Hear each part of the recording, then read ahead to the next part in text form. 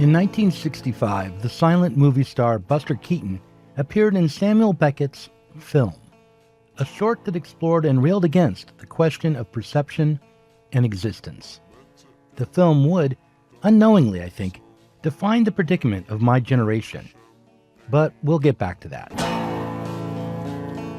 5 years later, I was born.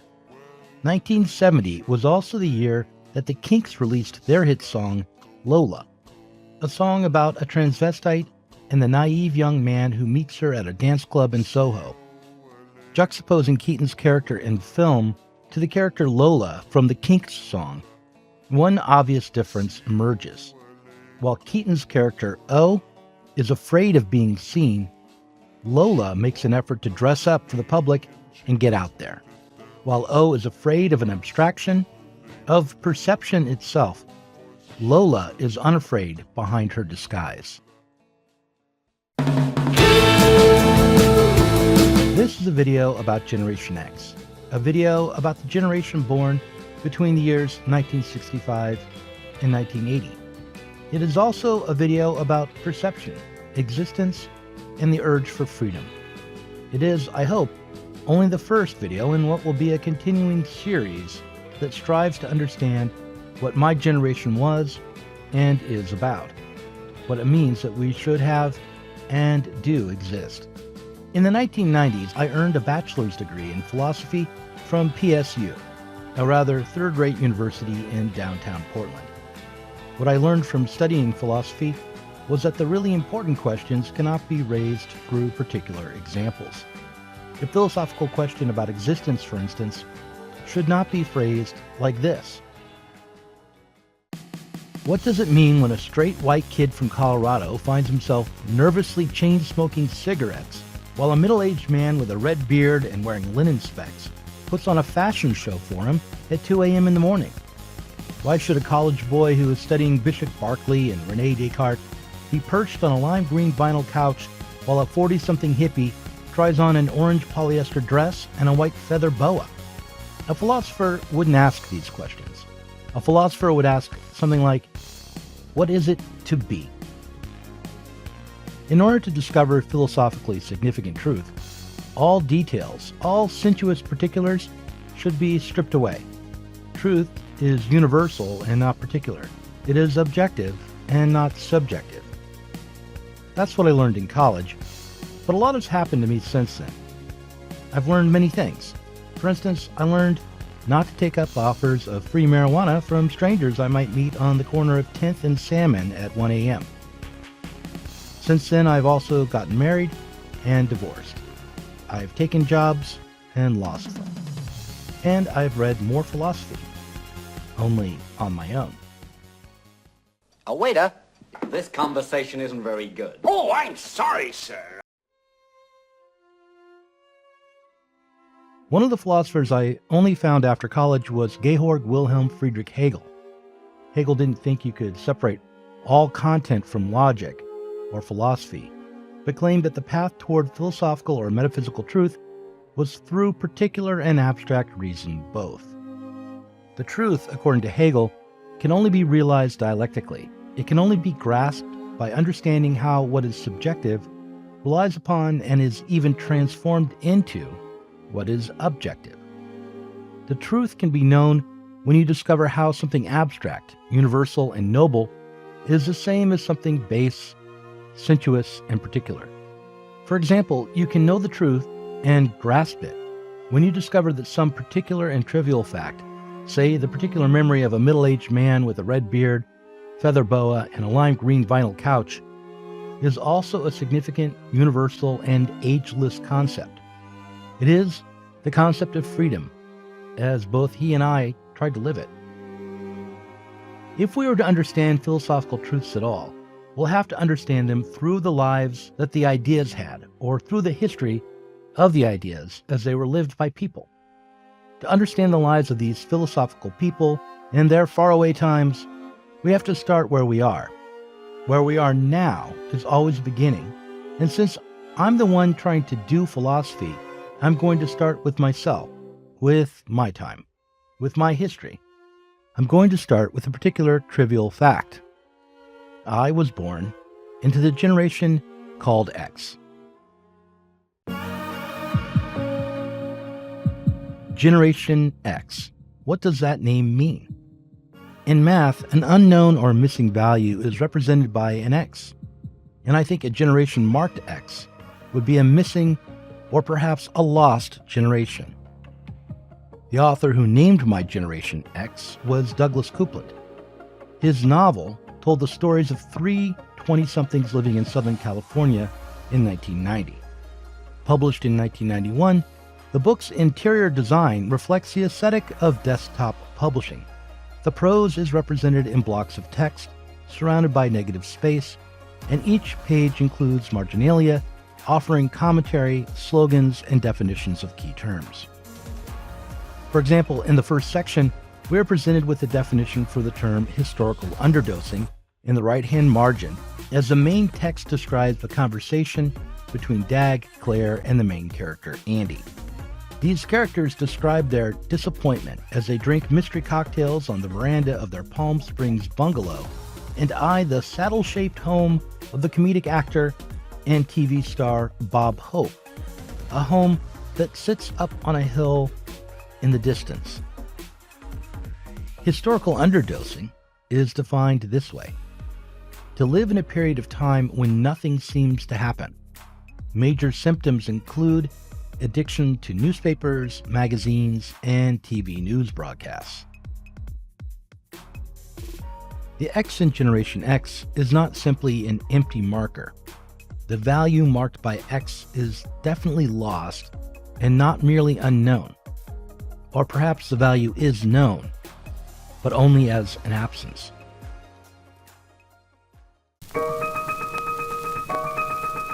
Another name for a person born in my generation is slacker. This comes from a film directed by Richard Linklater that was released the same year that Coupland's Generation X was published. Slacker is a non-narrative film wherein the camera wanders through the lives of a large cast of characters. It is a film about a milieu, a place, and the story it tells is impressionistic, poetic, and not linear.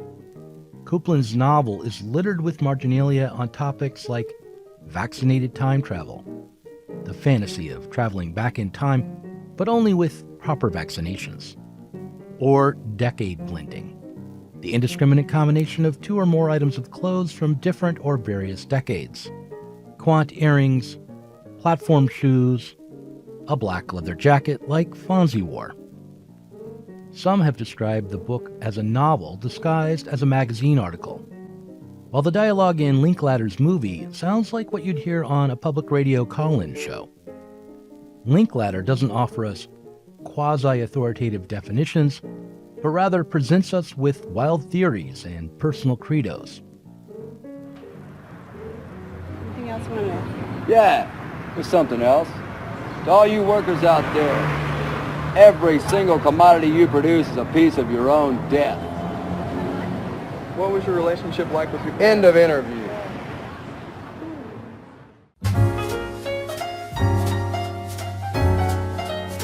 To really understand the significance of the X in Generation X, however, we have to skip back 2 generations.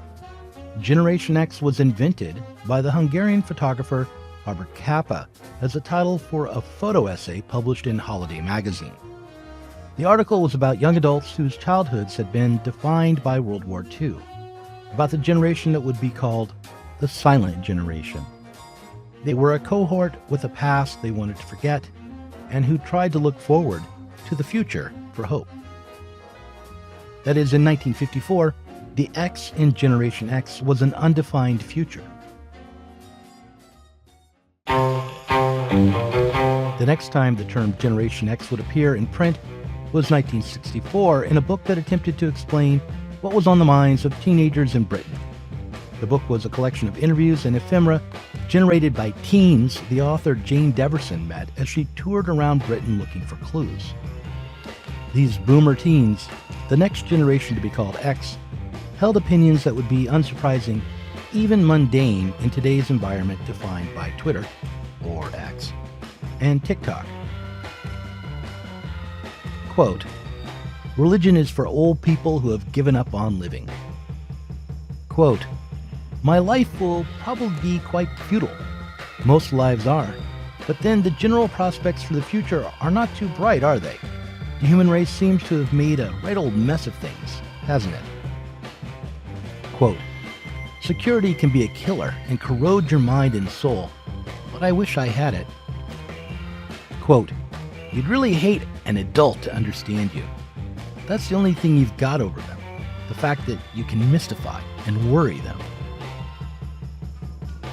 When one looks back on the various generations called X, what is immediately obvious is that the X is never truly empty of content.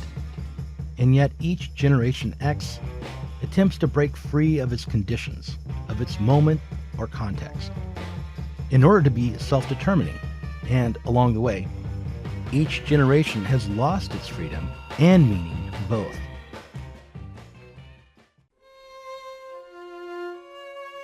In The Science of Logic, Hegel wrote, "The subjective logic is a logic of the notion, of essence, which has sublated its relation to being, and in its determination is no longer external, but is subjective free, self-subsistent, and self-determining. Or rather, it is the subject itself." However, he went on, "Since subjectivity brings with it the misconception of contingency and caprice, and in general, characteristics belonging to the form of consciousness, no particular importance is to be attached here to the distinction of subjective and objective." I like the way you make me laugh. Today, Hegel's notion of subjective free might be called the neoliberal subject, although this is hardly what Hegel had in mind. It is a subject that is reduced to misconception and contingency alone, without any objective or universal foundation or substance. The act of breaking free from the substance of life, from security, from religion, from adulthood and maturity, from the past, allows each generation X to be self-reflective, each one capable of taking up itself as a subject. But because each generation X becomes an X, because it has been cut free from the world, from society, and from history, Hi, Tom. I'm waiting. it finds itself quickly transformed from being a free subject to being a mere object, to be kicked around by a world that it had no part in building and has no power to change. Generation X is, as Chomsky might say, a spirit without a machine, or as Hegel would maybe say, it is spirit without a system. The mediating structure of the historical consciousness, of tradition, of the substance of life as it has been understood, no longer dominates us. Generation X broke free, but this freedom was nothing more than a random walk determined by one damn thing after another. The freedom each Generation X experienced was determined, limited, and nearly automatic. It was freedom turned into its opposite. You make me want to smile. You know you make me sparkle too. You're such a kick to have around. I like the Sprite in you. Sprite, a brand new look with more lime and taste than ever.